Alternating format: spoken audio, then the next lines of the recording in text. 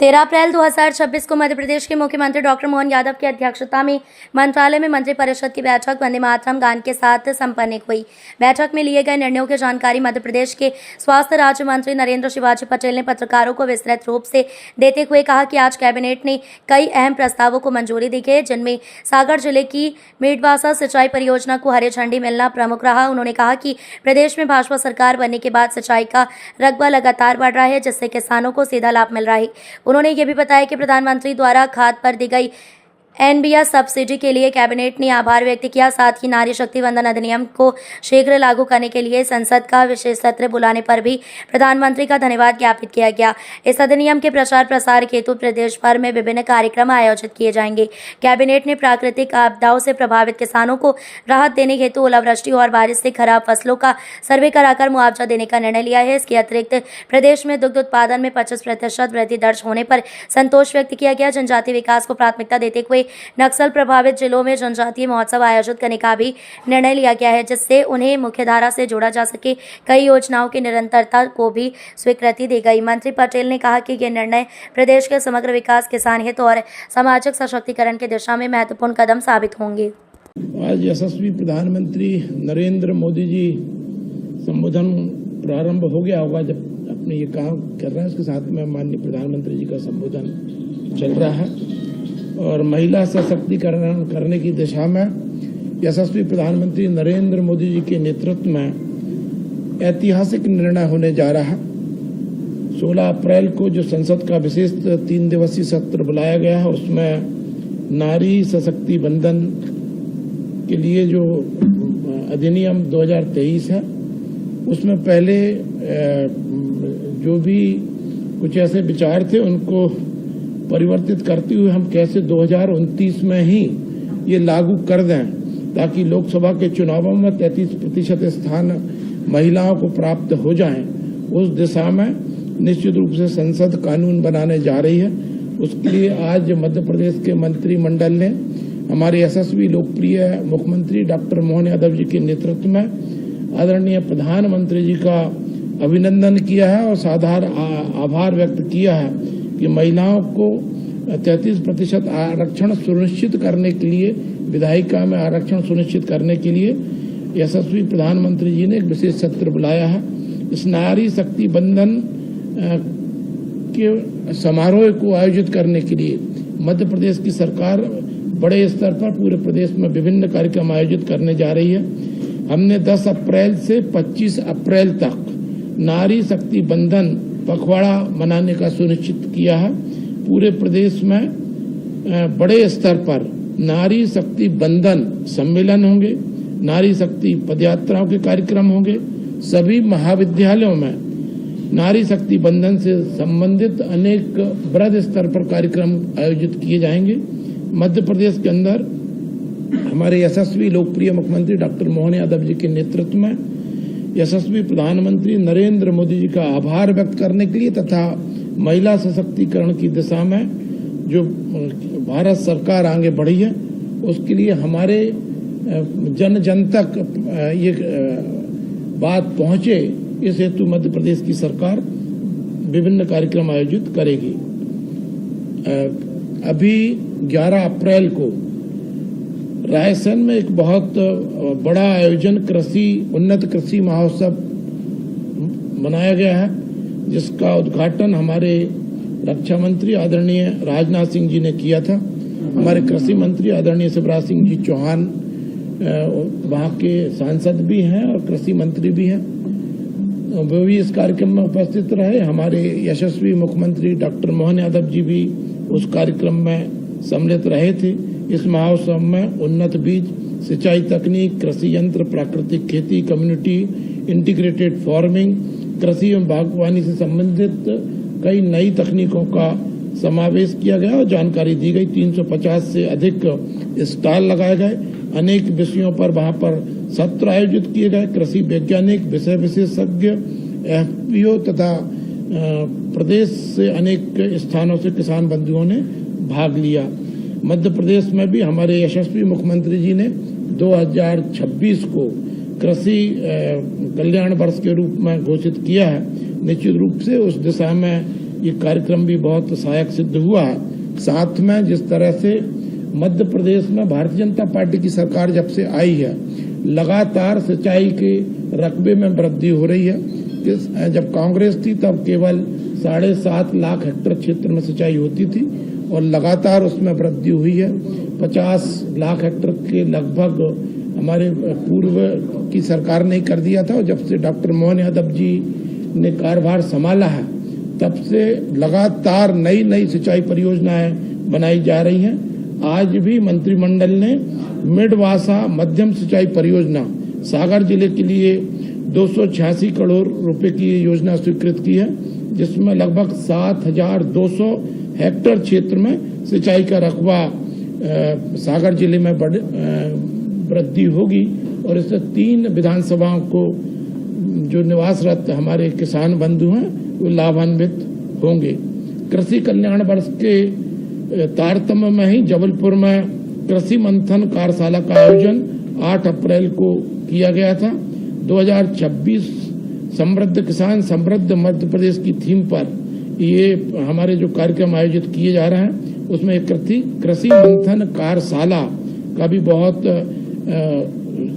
कह सकते हैं कि लाभकारी एक चिंतन मनन हुआ, जिससे हम अपने किसानों को उनके व्यवसाय को लाभकारी कैसे बना सकते हैं इसकी दिशा में चिंतन मनन हुआ। और खेत से कारखानों तक उत्पादकों की पहुंच सुगम बने, कम पानी में उत्पादन बढ़े, आर्टिफिशियल इंटेलिजेंस का उपयोग भी कृषि में हो, इस तरह के विषयों पर इस कृषि मंथन में विचार विमर्श हुआ है। मध्य प्रदेश के मंत्रिमंडल ने डॉक्टर मोहन यादव जी के नेतृत्व में हमारे देश के यशस्वी प्रधानमंत्री नरेंद्र मोदी जी का एक विषय के लिए और आभार व्यक्त किया है कि माननीय प्रधानमंत्री जी ने अन्नदाताओं के खाद्य पर सब्सिडी को NBS अर्थात न्यूट्रिएंट बेस्ड सब्सिडी को स्वीकृति दे दी है, जो खरीफ के सीजन से प्रारंभ हो जाएगी। फास्फेट पोटेशियम उर्वरकों को अब न्यूट्रिएंट बेस्ड सब्सिडी मिलेगी।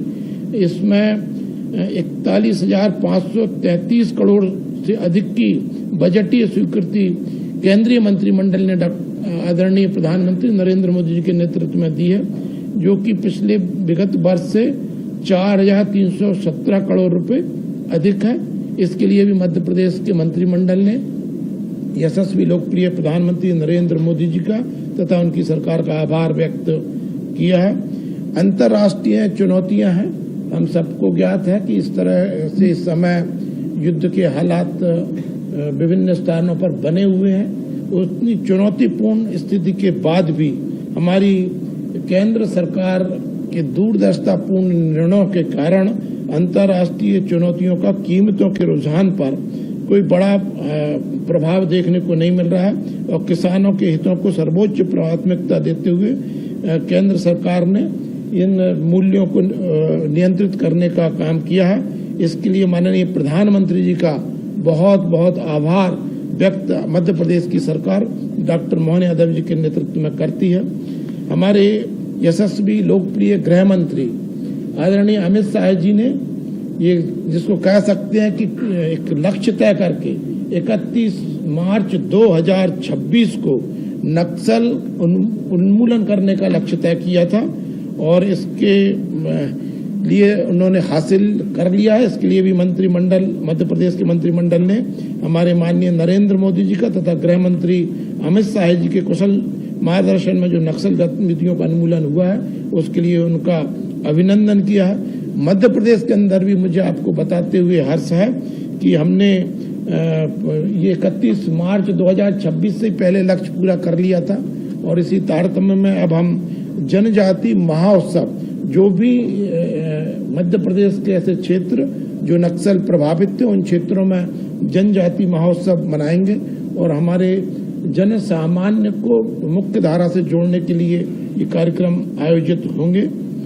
और आज लोक निर्माण विभाग में भी जो हमारी परियोजनाएं चल रही हैं वो चाहे पूंजीगत व्यय की हो, चाहे BOT मार्ग की हो, चाहे एन्यूटी की हो और सड़क विकास निगम की बाह्य वित्त परियोजना है, इस तरह की 4 लोक निर्माण से संबंधित विभाग से संबंधित योजनाओं को भी मंत्रिमंडल ने स्वीकृत किया है। प्रधानमंत्री पोषण शक्ति निर्माण के लिए भी हमारे पंचायतों ग्रामीण विकास की परियोजना को निरंतरता का भी आज मंत्रिमंडल ने सहमति दी है तथा इसी के अंतर्गत जो हमारी मध्याह्न भोजन परिषद है उसकी भी स्वीकृति निरंतरता के लिए हमारी मंत्रिपरिषद ने डॉक्टर मोहन यादव जी के नेतृत्व में तय किया है। मिशन शक्ति उप योजना संबल को भी जिसमें कि भांति भांति की योजना चलाई जा रही है, बेटी बचाओ बेटी पढ़ाओ योजना, वन स्टॉप सेंटर, महिला हेल्पलाइन 181 योजना इत्यादि की भी निरंतरता की स्वीकृति प्राप्त हुई है। जो राजगढ़, मंडला, नीमच, मंदसौर, श्योपुर और सिंगरौली में नवीन चिकित्सा महाविद्यालयों की स्थापना के कार्य चल रहे हैं, उनकी भी निरंतरता का भी आज तय किया गया है। इतने एग्रीकल्चर से संबंधित हमारी जो एक मैकेनाइजेशन की योजना है उसको भी निरंतरता का आज हमारे मंत्रिमंडल ने सहमति दी है और निश्चित रूप से आज इन सभी विकास परियोजनाओं के साथ साथ हमारे प्रधानमंत्री जी जो विकास के साथ साथ महिलाओं को सशक्तिकरण का भी जो अभियान चला रहा है, किसानों के जो सशक्तिकरण का अभियान चला रहा है, उसके लिए मध्य प्रदेश के मंत्रिमंडल केंद्र सरकार का हार्दिक आभार व्यक्त करती है। और आपको मुझे बताते हुए बड़ा हर्ष है कि हमारे एक गौपालक परिवार से आने वाले मुख्यमंत्री जी ने मध्य प्रदेश में दुग्ध उत्पादन बढ़े, इसका संकल्प बहुत पहले ही हमारी मध्य प्रदेश की सरकार ने लिया था और उसकी दिशा में निरंतर मध्य प्रदेश की सरकार आगे बढ़ रही है। हमारे यहाँ पर जो 24-25 में लगभग 9.96 लाख लीटर प्रतिदिन जो दूध का उत्पादन होता था उसमें अब 12.46 लाख लीटर दूध का उत्पादन हुआ है, जो लगभग 25% की वृद्धि दूध के उत्पादन में हुई है और इस उत्पादन को अभी हमको और आगे लेके जाना है। तो दूध उत्पादन भी जो है, जैसे एक उदाहरण के रूप में भी मंत्रिमंडल में चर्चा हुई कि जब अभी समय ओलावृष्टि हुई या वर्षा हो गई, उसकी वजह से किसानों की फसल कुछ नष्ट हुई, उन्हें फसल बीमा योजना का लाभ भी मिलेगा। मध्य प्रदेश के मुख्यमंत्री जी ने भी राहत घोषित की है, परंतु उसमें से कई किसान ऐसे थे जो दूध उत्पादन करते थे और दूध उत्पादन के कारण उनको प्रतिदिन कह सकते हैं कि कैश क्रॉप की तरह ही नकद प्राप्त हो जाता है, तो बड़े उन्होंने संतोष व्यक्त किया था। तो निश्चित रूप से इस दिशा में भी मध्य प्रदेश की सरकार बेहतर काम करने का प्रयास निरंतर कर रही है और उसको सफलता प्राप्त हो रही है।